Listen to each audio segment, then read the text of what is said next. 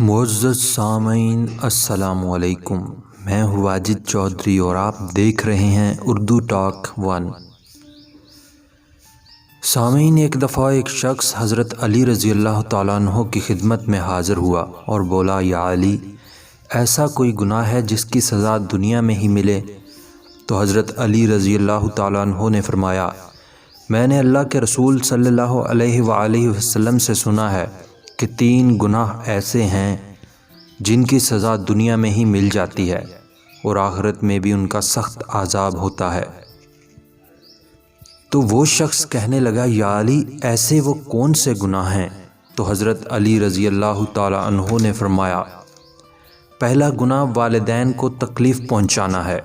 جو انسان اپنے ماں باپ کو تکلیف دیتا ہے تو اس کی اولاد بھی اسے تکلیف دے گی، یوں دنیا میں تو رسوا ہوگا ہی، آخرت میں بھی اس کی پکڑ ہوگی۔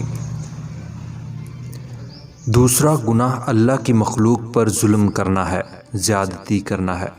جو انسان لوگوں پر ظلم کرے گا تو اس انسان کی عزت لوگوں کے دلوں سے نکل جائے گی اور یوں وہ دنیا میں رسوا ہوگا اور آخرت میں بھی عذاب کا مزہ چکھے گا۔ تیسرا گناہ دوسروں کی نیکی اور اچھائی کی قدر نہ کرنا۔ یاد رکھنا، جو انسان لوگوں کی نیکی اور اچھائی کی قدر نہیں کرتا تو آنے والے وقت میں اس انسان کی بھی نیکی اور اچھائی کی قدر نہیں کی جاتی اور یوں وہ دنیا و آخرت میں رسوا ہو جائے گا۔